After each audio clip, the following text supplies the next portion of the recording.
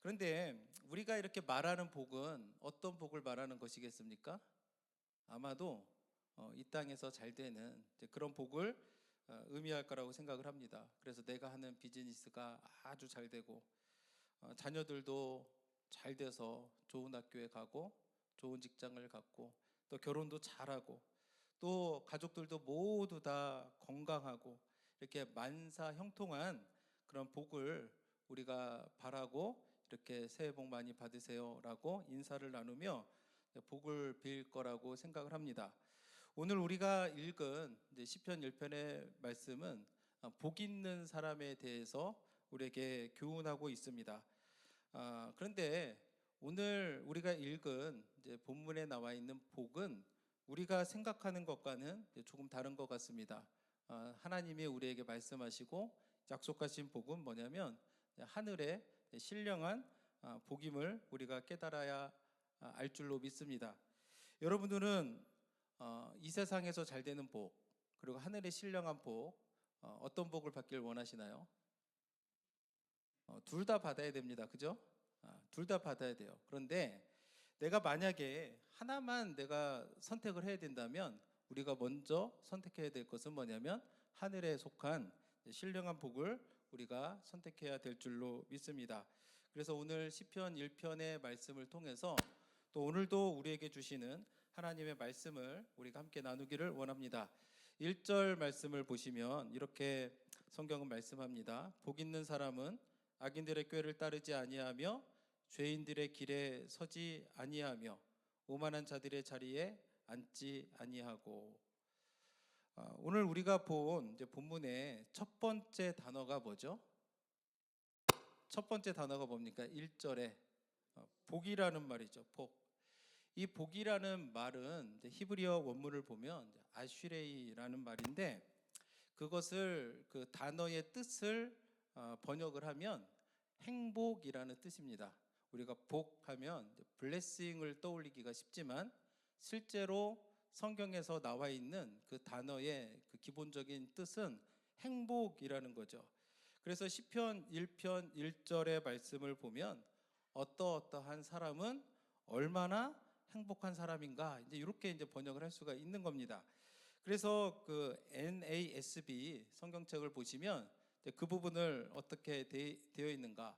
How blessed is the man 이렇게 번역이 되어 있는데 이 말의 뜻은 얼마나 행복한 사람인가라는 뜻을 가지고 있습니다. 제가 보니까 모든 사람은 이제 행복하기를 원합니다.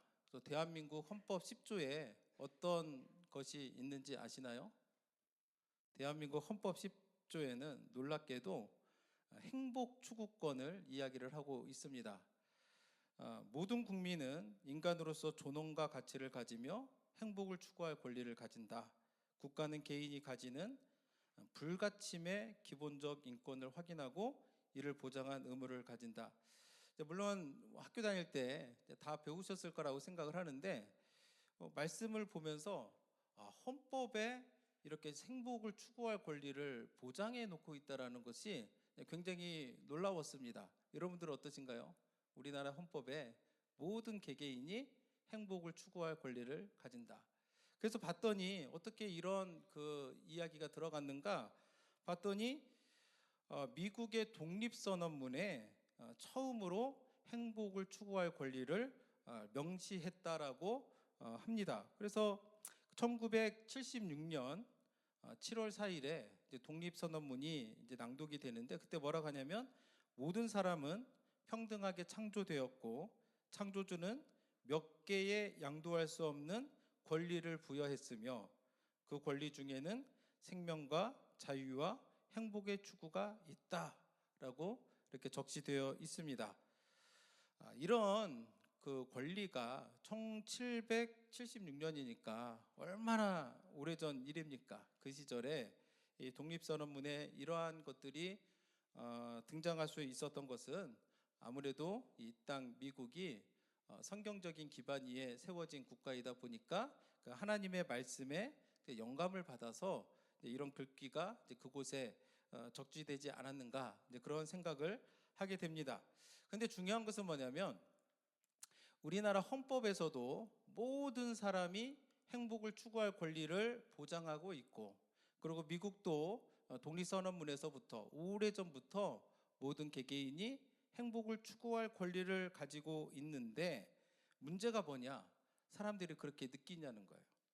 제가 여러분들에게 한번 묻고 싶습니다. 여러분들은 매일매일의 삶이 행복하신가요?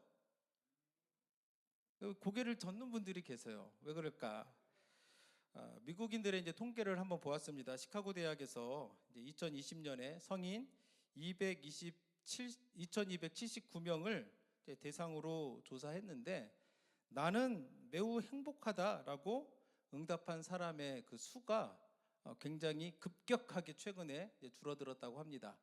그 중간에 보시면 짙은 청색으로 되어 있는 그것이 나는 매우 행복한 사람이다라고 하는 그래프인데, 90년대까지만 해도 매우 행복하다라고 말한 사람이 한 30%대를 유지했었는데, 근래에 들어서 뚝 떨어져서 14%만이 나는 행복하다라고 그렇게 응답을 했다고 합니다.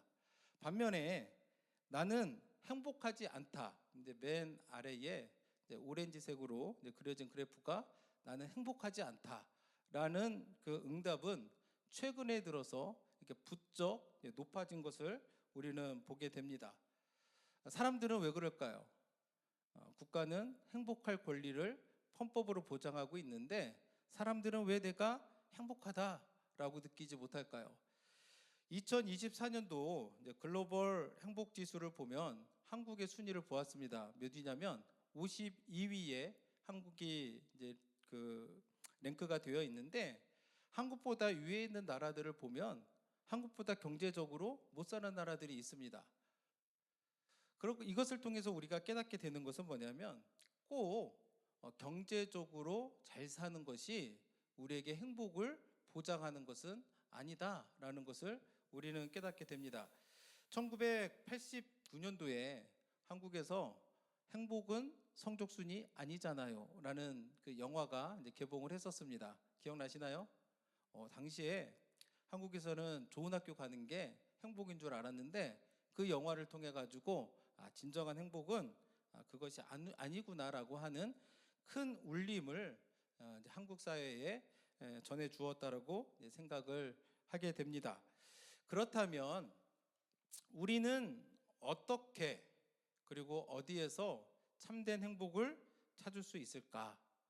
그 비밀을 오늘 본문의 말씀을 통해서 우리가 함께 나누길 원하는데, 오늘 1편 말씀을 보면은 참된 행복은 하나님의 말씀을 따르고 그분의 거룩한 그 성품을 우리가 닮아갈 때 우리의 인생이 행복한 삶을 살 수 있다라고 가르쳐 주고 있습니다. 왜 그럴까요?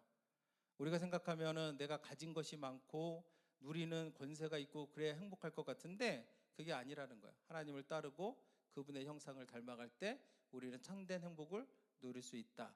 왜냐하면 우리가 하나님의 형상으로 지음 받았기 때문에 그런 겁니다. 여러분들, 하나님이 여러분들을 하나님의 형상으로 지으셨음을 믿습니까? 네, 이 믿음이 있으면 우리가 하나님을 닮아갈 때, 그분을 따라갈 때 우리에게 참된 행복이 있을 줄로 믿습니다. 그래서 예수님도 뭐라고 하시냐면, 마태복음 6장 33절 말씀을 보시면, 그런즉 너희는 먼저 그의 나라와 그의 의를 구하라. 그리하면 이 모든 것을 너희에게 더하시리라 라고 말씀하셨습니다.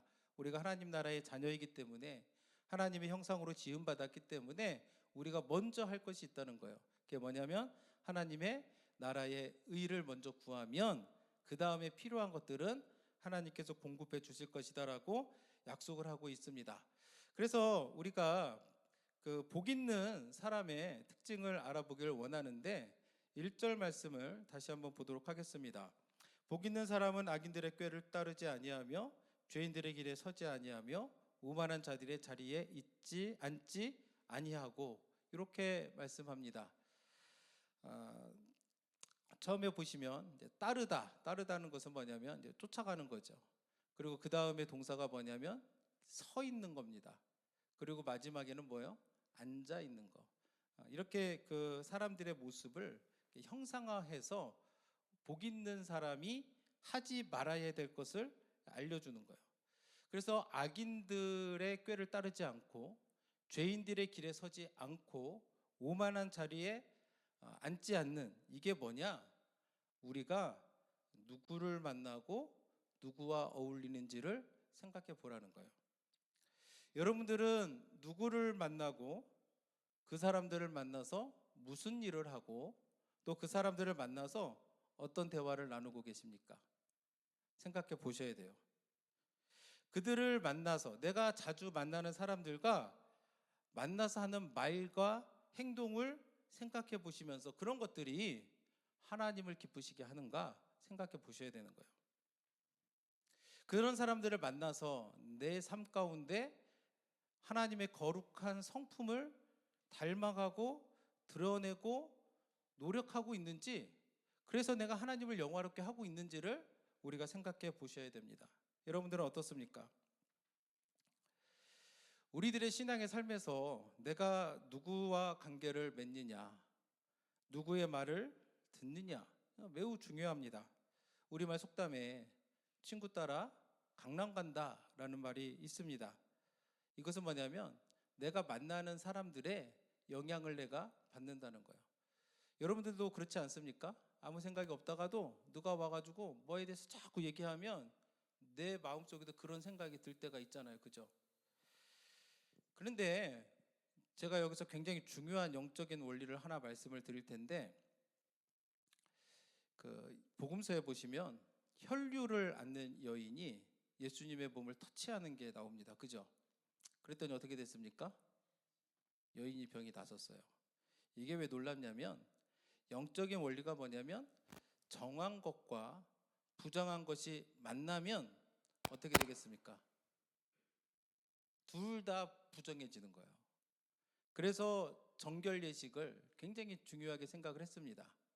그러면 혈류를 앓는 여인은 부정한 여인이고 예수님은 죄가 없으신 정한 분이신데 만났습니다. 그럼 어떻게 돼요? 일반적인 원리는 부정해져야 되는데 오히려 여인의 병이 나는, 그렇기 때문에 그 사건이 놀라운 일이고 이제 그 샤킹한 일인데, 우리는 예수님이 아니잖아요. 그러다 보니까 여러분들이 하나님을 경외하지 않는, 하나님의 말씀을 따르지 않는 사람들하고 막 어울리고 대화를 하고 그러면 어떻게 되겠습니까? 여러분들이 하나님의 성품을 닮아가겠습니까? 아니면 하나님으로부터 점점 더 멀어지겠습니까? 멀어지겠죠. 그래서 우리가 내가 누구를 만나는가, 내가 그를 만나서 무슨 말을 하는가, 그리고 어떤 일을 하는가 생각해보고 그것을 아는 것은 매우 중요한 일이 아닐 수 없습니다. 그래서 내가 만일 만나는 사람들과 어울릴 때에 내가 바르지 못하다고 한다면 어떻게 되겠습니까? 그런 모임이나 자리에 더 이상 다가가면 안 되는 거예요. 그래서 여러분들이 내가 만나는 사람들과 내가 어떤 말을 하고 어떤 행동을 할 때에 내가 하나님의 영광을 나타내지 않는다 하면 어떻게 하셔야 돼요? 피하셔야 돼요. 피하셔야 돼요. 그래서 우리가 있어야 될 자리에 있어야 되고 가지 말아야 될 자리에는 안 가는 것이 성경에서 말하는 복 있는 사람의 조건이라고 이야기를 합니다. 특히 1절 말씀에 오만한 자의 자리에 앉지 않는다라고 되어 있습니다. 우리가 국어사전에서 오만이라고 하는 단어를 찾아보면은 태도나 말씨 따위가 건방지고 거만함이라고 나와 있습니다. 그래서 우리가 오만한 자 하면은 좀 이렇게 건방지고 좀 뭐 이렇게 좀 잘난 체하고 이런 사람으로 생각하기가 쉬운데, 이 오만한 자라고 기록된 히브리어를 보면은 레침이라고 하는 말인데 무슨 뜻을 가지고 있냐면 조롱하다라는 뜻을 가지고 있습니다. 그래서 영어 성경을 보면은 이 부분이 어떻게 번역이 되어 있냐면 scoffers, 남을 막 비웃고 막 조롱하고 이제 그런 사람을 이제 오만한 사람이라고 이제 그렇게 성경은 우리에게 가르쳐 주고 있는데, 제가 안타까운 것은 뭐냐면 교회에 이런 일들이 많다는 거예요. 특히 이민교회가 심해요. 가십을 즐기고 다른 사람들을 험담하고 웃고 즐기는 사람들이 많다는 겁니다. 앞에서는 환하게 웃는데 뒤에서는 막 험담을 하는 사람들이 있어요. 실제로 제가 아는 어떤 분도 교회를 열심히 섬기다가 그런 사실을 알게 됐습니다. 앞에서는 뭐 지사님 하다가도 뒤에서 자기들끼리 모여가지고 막 뭐라 하고 뭐 험담하고, 그러니까 결국에는 어떻게 되냐면 마음에 큰 상처를 받고 교회를 떠나게 되었는데, 이런 일들이 성경에서 말하는 오만한 자들이라는 거예요. 그래서 여기 성경은 뭐라고 합니까? 그런 오만한 자들의 모임에 앉으라고 해요? 앉지 말라고 그래요? 앉지 말라고 하는 거예요. 거기에서 앉으면 어떻게 돼요? 말하게 되잖아요. 말하게 되고 나도 거기에 참여하게 되니까 성경은 그렇게 하지 말라고 우리에게 가르쳐 주고 있는 겁니다. 그렇게 안 하는 게 복 있는 사람의 조건이라고 성경은 우리에게 가르쳐 주고 있습니다. 그래서 사랑하는 반석의 성도 여러분들은 그런 자리가 있으면 어떻게 하셔야 돼요? 피하셔야 됩니다. 그런 자리를 멀리 하셔야 돼요. 자꾸 남 얘기하고 가십을 즐기고 그런 것들에, 그런 모임에 참여하지 마시고, 우리가 할 일은 뭐냐면 누군가의 연약함, 누군가의 그 약점이 있으면 뭐 해야 돼요? 기도해 주는 사람이 되어야 됩니다. 기도해 주시면서 정말로 그 사람을 위해서 먼저 손 내밀어 주고 내가 가진 어떤 것으로 그분의 약점을 채워주는 사람이 되어야 되지, 자꾸 비판하고 험담하는 사람이 되면 안 될 줄로 믿습니다. 그래서 우리들은 오만한 자리에 앉는 그런 사람이 아니라 남을 위해서 나의 부족함을 내가 채워주고 기도해주는 그런 믿음의 공동체가 되기를 예수님의 이름으로 축복합니다. 1장 1절 말씀을 다시 보시면 이렇게 이제 악인들을 따르지 말고 죄인들의 길에 서지 말고 오만한 자들을 멀리해라.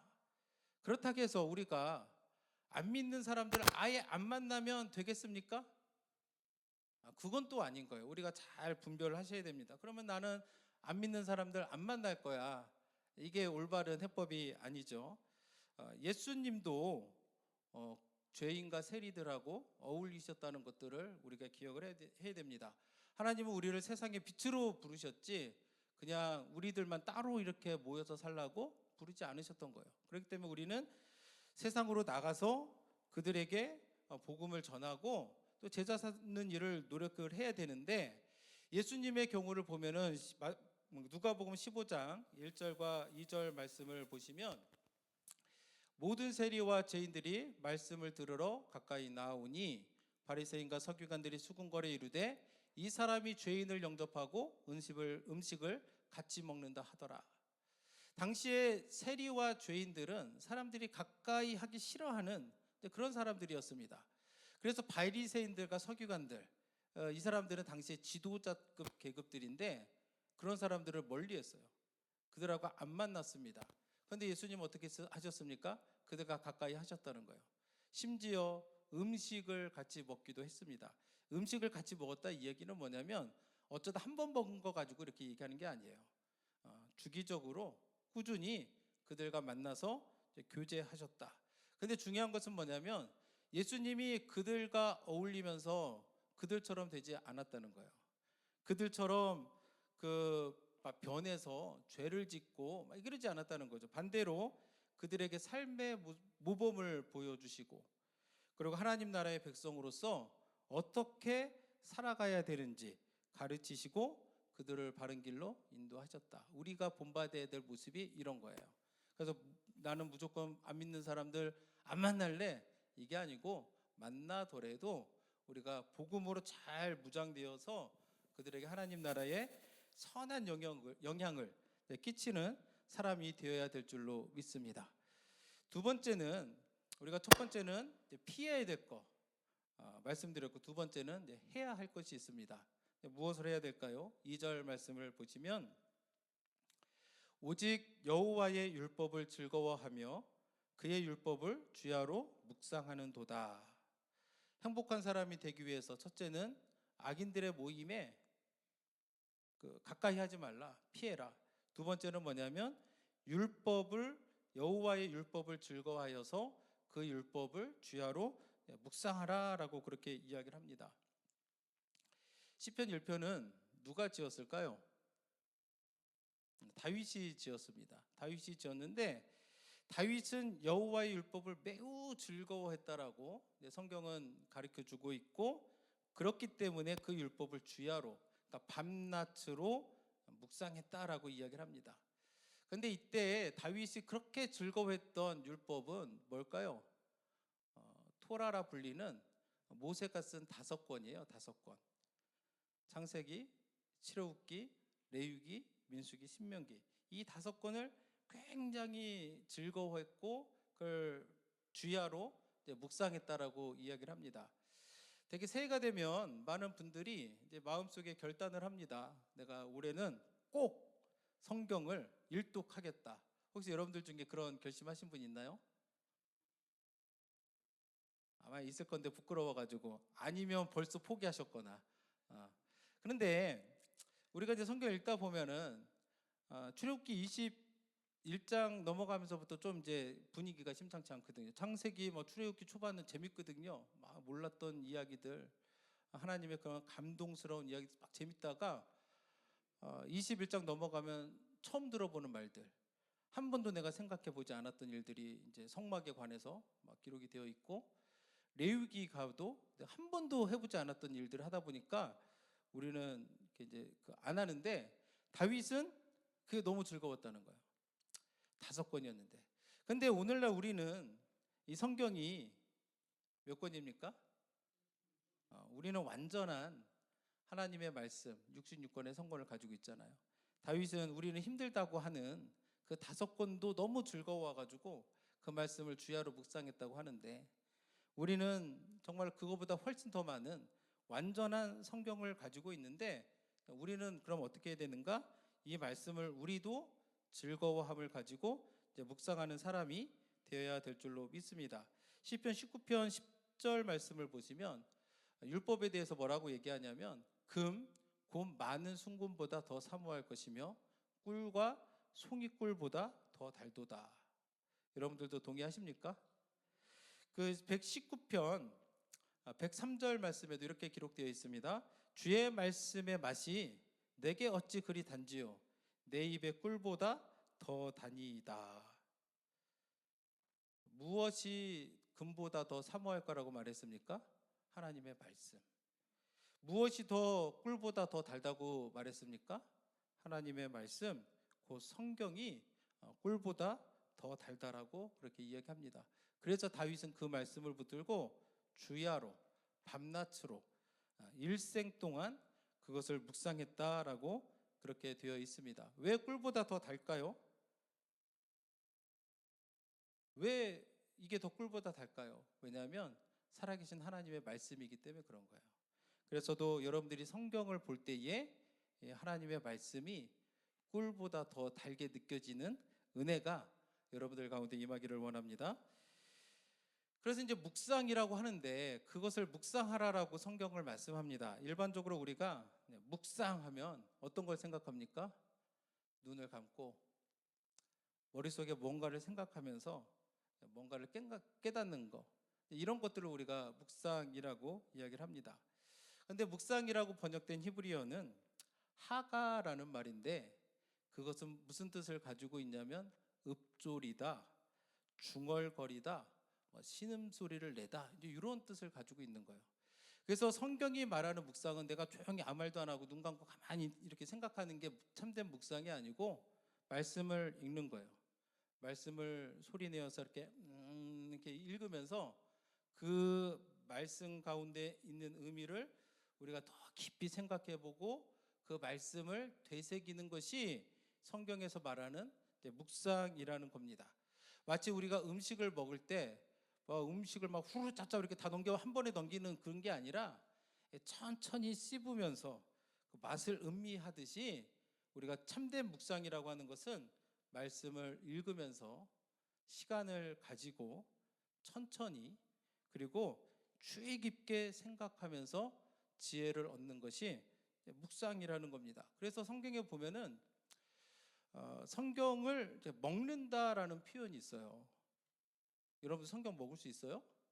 근데 먹는다라는 표현이 있어요. 예레미야 15장 16절 말씀을 보시면 만군의 하나님 여호와시여 나는 주의 이름으로 일컬음을 받는 자라 내가 주의 말씀을 얻어 먹었사오니 주의 말씀은 내게 기쁨과 내 마음의 즐거움이오나. 그래서 먹었다 이 말이 무슨 말이에요? 묵상했다라는 거예요. 묵상했다 소리를 내면서 그 말씀을 깊이 생각해보고 내가 그 말씀 가운데 있는 대로 내가 따랐다. 에스겔서 3장 1절과 3절 말씀을 보면 또 내가 내게 이르되 인자야 너는 발견한 것을 먹으라. 너는 이 두루마리를 먹고 가서 이스라엘 족속에게 말하라 하시기로 내가 이걸 벌리니 그가 그 두루마리를 내게 먹이시며 3절에도 내가 이르시되 인자야 내가 내게 주는 이 두루마리를 내 배에 넣으며 내 창자에 채우라 하시기에 내가 먹으니 그것이 내 입에서 달기가 꿀 같더라 라고 성경은 가르쳐주고 있습니다.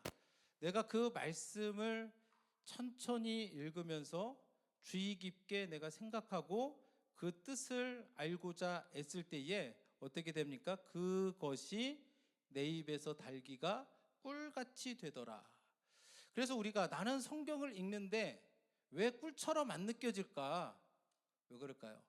묵상하지 않아서 그런 거예요.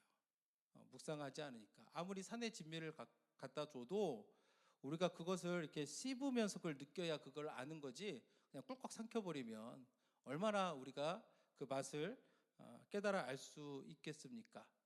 그래서 우리가 말씀 묵상한다 이런 말 많이 쓰거든요. 그건 뭐냐면 말씀을 읽으며 주의 깊게 생각하며 천천히 생각하며 읽는 것, 이것이 말씀을 묵상하는 것이다. 그래서 정리를 하면 복 있는 사람은 어떤 사람입니까? 악인을 따르지 않고 죄인의 길에 서지 않고 오만한 자리에 앉지 않는 사람, 그리고 주의 말씀을 즐거워해서 그 말씀을 묵상하는 사람이 복 있는 사람이라는 것을 여러분들이 깨달아 아시기를 원합니다. 그렇다면 이런 사람에게 하나님께서는 어떤 복을 주실까? 계속해서 3절 우리 본문 말씀 3절을 읽도록 하겠습니다. 그는 시냇가에 심은 나무가 철을 따라 열매를 맺으며 그 잎사귀가 마르지 아니함 같으니 그가 하는 모든 일이 다 형통하리로다. 복 있는 사람을, 그렇게 하나님을 사랑하는 사람에게 하나님은 어떻게 비유하시냐면 나무에 비유해서 말씀합니다. 근데 어떤 나무냐면 시냇가에 심은 나무라는 거예요. 우리가 아는 것처럼 중동 지역은 물이 많은 지역이 아닙니다. 광야가 굉장히 많은 곳이죠. 광야에 있는 나무는 어떨까요? 광야에 있는 나무들은 클까요? 조그말까요? 작죠. 왜냐하면 물이 많지 않기 때문에 작을 수밖에 없는 거예요. 그러면 시냇가에 심은 나무는 클 것 같습니까? 작을 것 같습니까? 크겠죠. 왜냐하면 물이 많으니까, 물이 풍부하니까 크겠죠. 그러니까 이것은 뭐냐면 시냇가에 심은 나무, 첫 번째는 뭐냐면 하나님이 우리를 자라게 하신다는 거예요. 하나님이 우리를 영적으로 매우 큰 사람으로 만들어 줄 줄로 믿습니다. 어떤 사람에게요? 악인의 길을 멀리하고 하나님의 말씀을 가까이 하는 사람에게 하나님께서 우리가 성장할 수 있도록 도와주신다는 거예요. 두 번째는 시냇가에 심은 나무는 뿌리가 이제 굉장히 깊이 내려갑니다. 뿌리 깊은 나무는 쉽게 흔들립니까? 안 흔들리죠. 제가 이제 노스캐롤라이나에서 살다 왔는데 거기는 땅이 모래가 많아요. 모래가. 그러다 보니까 큰 나무도 금방 이렇게 쓰러지는 경우가 많아요. 왜 그럴까요? 뿌리가 깊지 않으니까. 그런데 제가 하나님께서 시냇가에 심겨온 나무는 뿌리가 깊게 들어가니까 고난이 와도 바람이 불어도 쉽게 흔들려요? 안 흔들려요? 안 흔들려요. 우리가 하나님의 말씀을 주야로 묵상하는 사람들은 고난이 우리에게 닥쳐옵니다. 그럼 우리가 금방 넘어질까요? 아니죠. 견디어낼 수 있는 힘을 하나님이 주시는 겁니다. 그래서 여러분들도 그런 사람이 되기를 소망하시길 원합니다. 세 번째는 철을 따라서 열매를 맺는다고 합니다. 어떤 열매를 맺을까? 이제 성령의 이제 열매를 맺게 되겠죠. 근데 더 중요한 게 있어요. 뭐냐면 열매를 맺는데 그 잎사귀가 마르지 않는다라고 성경은 기록하고 있습니다. 나무도 열매를 맺으면 어떻게 되는지 아세요? 잎사귀가 말라요. 이게 일반적입니다. 제가 올 가을에 성도님들이 감을 따다 주셔가지고 감사하게 그것을 먹었습니다. 열매를 맺었죠? 지금 여러분들 집 앞에 있는 나무 한번 보세요. 잎사귀가 푸른 나무 있습니까? 열매를 맺었는데 없어요. 여러분들 집 앞에 있는 감나무 보시면 지금은 앙상한 가지만 있을 것이고 잎사귀는 다 떨어졌을 겁니다. 제가 며칠 전에 교회 앞에 무화과나무 봤거든요. 잎사귀 하나도 없어요. 열매를 맺으면 잎사귀는 마르고 시드는 것이 일반적인데, 하나님을 가까이 하는 사람, 죄를 멀리하는 사람, 그런 사람은 열매를 맺는데 어떻게 됩니까? 잎사귀가 마르지 않는다. 이것은 뭐냐면 왜 이렇게 되겠습니까? 하나님이 지켜주시니까, 하나님이 함께 하시니까 철을 따라 열매를 맺는데도 불구하고 잎사귀가 시들지 않는 거예요. 정말로 하나님께서 이 번영과 생명력을 주시고 우리의 삶 가운데서 번영하게 하셔서 그 모든 일이 다 형통할 것이다. 번영의 축복을 누리게 하신다는 것을 우리가 알아야 될 줄로 믿습니다. 그에 반해서 악인들은 그러면 어떠느냐? 4절 말씀을 보시면 악인들은 그렇지 아니하며 오직 바람에 나는 겨와 같도다. 여러분들 겨가 뭔지 아시죠? 겨는 뭐냐면 추수를 하고 나면 알곡 있잖아요. 알곡이 있고 이제 껍질은 있는데 속이 빈 것들이 있어요. 그죠?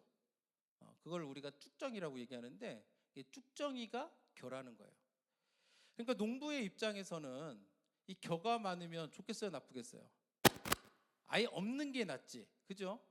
겨가 많으면 그것도 골라내야 되니까 수고로움만 가중시키게 되는 건데, 하나님의 길을 따르지 않는 사람, 하나님의 말씀을 가까이 않는 사람은 겨와 같다라고 이렇게 말씀하고 있습니다. 그래서 여러분들이 비교해 보셔야 돼요.